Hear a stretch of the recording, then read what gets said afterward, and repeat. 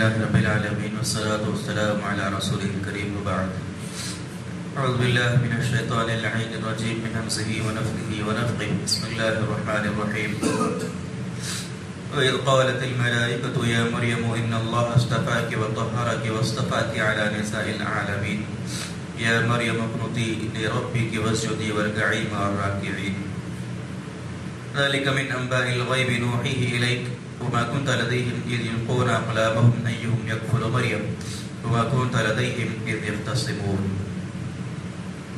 پچھلے آیتوں میں اللہ رب العالمین نے حضرت مریم علیہ السلام پھر ان کے بعد حضرت زکریا علیہ السلام کا تذکرہ کیا.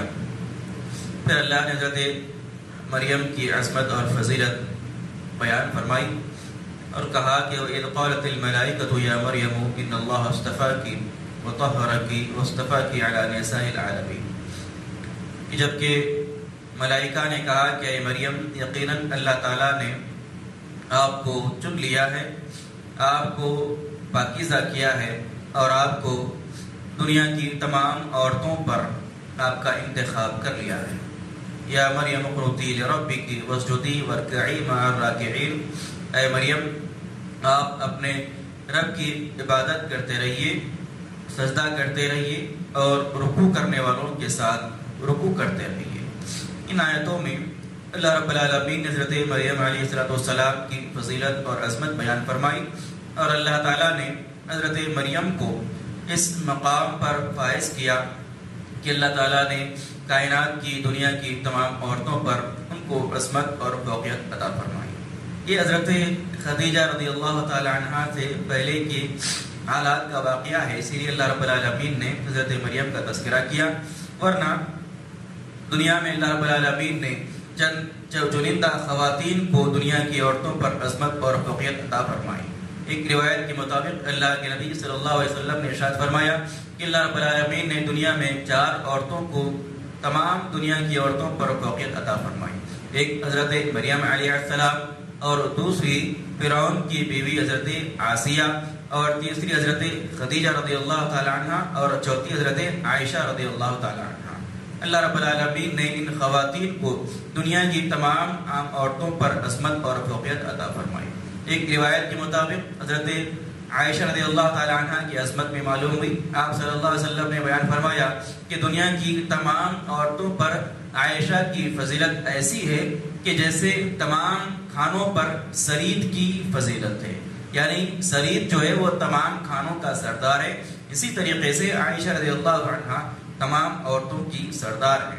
ایک روایت کے مطابق حضرت فاطمہ رضی اللہ تعالی عنہ کی عظمت اور فضیلت بھی معلوم ہوئی. بہرحال اللہ تعالیٰ نے دنیا کی تمام عورتوں پر ان مختص خواتین کو عظمت اور فوقیت عطا فرمائی.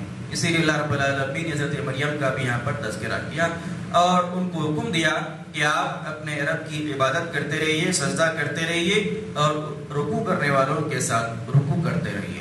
پھر اللہ رب العالمین نے آگے ایک بات بیان کیا کہ ذالک من انباء الغیب نوحیہ الیک.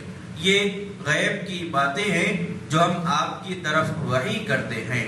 وما كنت لديهم اذ يلقون اقلامهم ايهم يكفل مريم. اور آپ اس وقت وہاں پر موجود نہیں تھے جبکہ لوگ اپنے قلم کو ڈال رہے تھے کہ کون مریم کی پرورش کرے گا. وما كنت لديهم اذ يختصمون. اور آپ وہاں پر موجود نہیں تھے جب وہ اس باتوں میں لڑ جھگڑ رہے تھے. اللہ کے رسول صلی اللہ علیہ وسلم سے اللہ رب العالمین نے خطاب کیا اس آیت کے اندر اور کہا کہ اے نبی کریم صلی اللہ علیہ وسلم یہ غیب کی باتیں ہیں جو ہم آپ کی طرف وحی کرتے ہیں. یعنی اللہ کے نبی صلی اللہ علیہ وسلم سے پہلے کا دور ہے حضرت مریم علیہ السلام کا دور، اور اللہ کے نبی صلی اللہ علیہ وسلم کے پاس آپ صلی اللہ علیہ وسلم نے کوئی پچھلی کتابوں کی تعلیم بھی حاصل نہیں کی. اس کے باوجود یہ غیب کی خبروں کو دینا اس بات کی دلیل اور علامت ہے کہ اللہ کے نبی صلی اللہ علیہ وسلم سچے رسول ہیں. اور اللہ رب العالمین نے یہ بات بھی بیان فرمائی کہ یہ غیب کی خبریں ہم آپ کی طرف وحی کر رہے ہیں.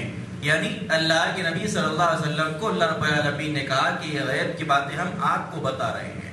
اس سے آج کے مسلمانوں کی کا ایک باطل عقیدہ جو نبی کریم صلی اللہ علیہ وسلم کے متعلق ان لوگوں کے پاس ہے اس کا رد اس آیت کے اندر ہوتا ہے۔ آج کے بہت سارے مسلمان نبی کریم صلی اللہ علیہ وسلم کے تعلق سے اس بات کا غلط اور باطل عقیدہ رکھتے ہیں کہ اللہ کے نبی صلی اللہ علیہ وسلم غیب کا علم رکھتے ہیں۔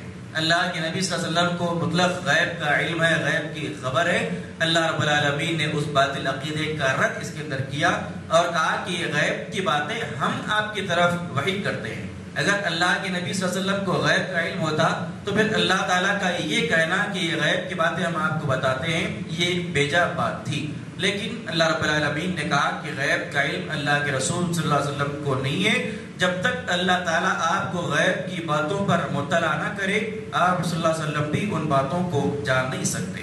اور ایک باطل عقیدہ نبی کریم صلی اللہ علیہ وسلم کے تعلق سے مسلمانوں کا یہ بھی ہے کہ اللہ کے رسول صلی اللہ علیہ وسلم اللہ رب العالمین کی طرح ہی حاضر اور ناظر ہیں۔ اللہ کی طرح اللہ کے رسول بھی دنیا کے اندر حاضر اور ناظر ہیں۔ اس باطل عقیدے کا بھی اس کے اندر رد ہوا۔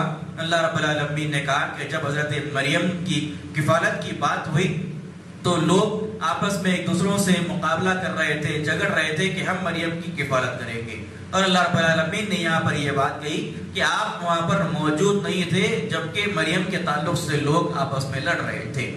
اللہ رب العالمین نے ان مسلمانوں کے باطل عقیدے حاضر اور ناظر عقیدے کا یہاں پر رد کیا کہ اللہ کے نبی صلی اللہ علیہ وسلم وہاں پر موجود نہیں تھے۔ اس کا مطلب یہ ہے کہ اللہ کے رسول صلی اللہ علیہ وسلم اللہ رب العالمین کی طرح حاضر اور ناظر نہیں ہو سکتے۔